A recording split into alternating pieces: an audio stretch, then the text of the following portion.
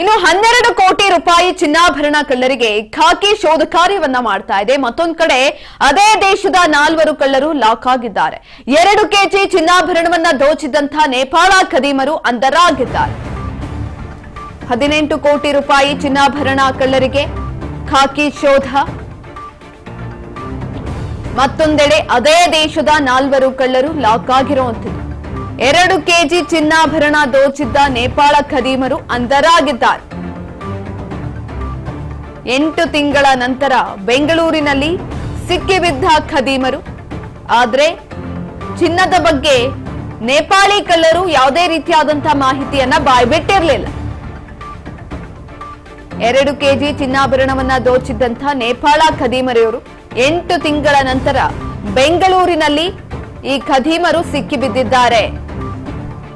ಆದರೆ ಕದ್ದ ಚಿನ್ನದ ಬಗ್ಗೆ ಯಾವುದೇ ರೀತಿಯಾದಂತಹ ಮಾಹಿತಿಯನ್ನ ಬಿಟ್ಕೊಟ್ಟಿರಲಿಲ್ಲ ಈ ಖದೀಮರು. ಮತ್ತೊಂದೆಡೆ ಅದೇ ದೇಶದ ಖದೀಮರು ಕೂಡ ಇದೀಗ ಅಂಧರಾಗಿರುವಂತದ್ದು. 8 ತಿಂಗಳ ನಂತರ ಬೆಂಗಳೂರಿನಲ್ಲಿ ಈ ಖದೀಮರು ಸಿಕ್ಕಿಬಿದ್ದಿರುವಂತದ್ದು.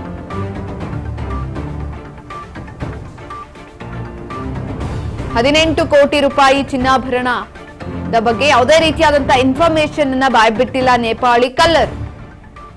ಈಗಾಗಲೇ ಪೊಲೀಸರು ಕೂಡ ಬಂಧಿಸಿದ್ದಾರೆ. ಆದ್ರೂ ಕೂಡ ಯಾವುದೇ ರೀತಿಯಾದಂತಹ ಇನ್ಫಾರ್ಮೇಶನ್ ಅನ್ನ ಕೊಟ್ಟಿಲ್ಲ. 18 ಕೋಟಿ ರೂಪಾಯಿ ಚಿನ್ನಾಭರಣ. ಮತ್ತೊಂದು ಕಡೆ ಅದೇ ದೇಶದ 4 ಕಳ್ಳರನ್ನ ಪೊಲೀಸರು ಲಾಕ್ ಮಾಡಿದ್ದಾರೆ. 2 ಕೆಜಿ ಚಿನ್ನಾಭರಣವನ್ನ ದೋಚಿದಂತಹ ನೇಪಾಳಿ ಖದೀಮರು ಅಂಧರಾಗಿರುವಂತದ್ದು. 8 ತಿಂಗಳ ನಂತರ ಬೆಂಗಳೂರಿನಲ್ಲಿ ಈ ಖದೀಮರು ಇದೀಗ ಸಿಕ್ಕಿಬಿದ್ದಿದ್ದಾರೆ. ಇನ್ನು HAL ಪೊಲೀಸರಿಂದ ನೇಪಾಳಿ ಕಳ್ಳರು ಅಂಧರಾಗಿರುವಂತದ್ದು. ನೇಪಾಳದ ಉದಯ್ ಬಿಸ್ತಾ, ಭರತ್ ಬಿಸ್ತಾ ಬಂಧಿತರು. 2025ರ ಮೇನಲ್ಲಿ LBS ನಗರದ ಮನೆಯಲ್ಲಿ ಕಳ್ಳತನ ಆಗಿತ್ತು.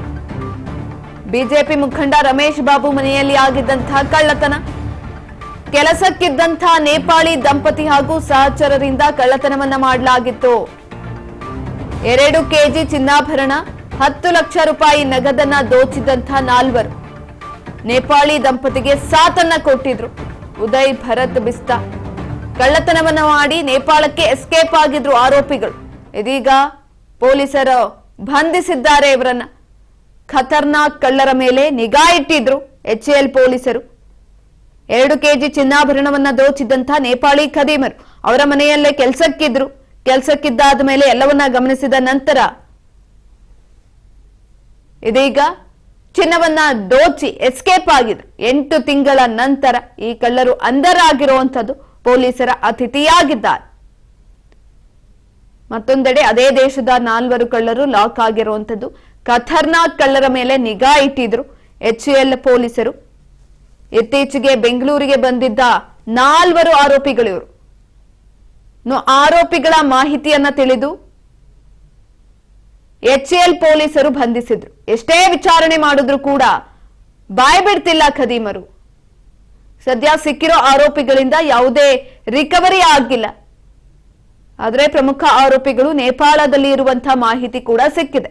ನೇಪಾಳ ಕಳ್ಳರ ಬಳಿ ಮಾಹಿತಿ ಪಡೆಯೋದು ಖಾಕಿಗೆ ಸವಾಲಾಗಿದೆ.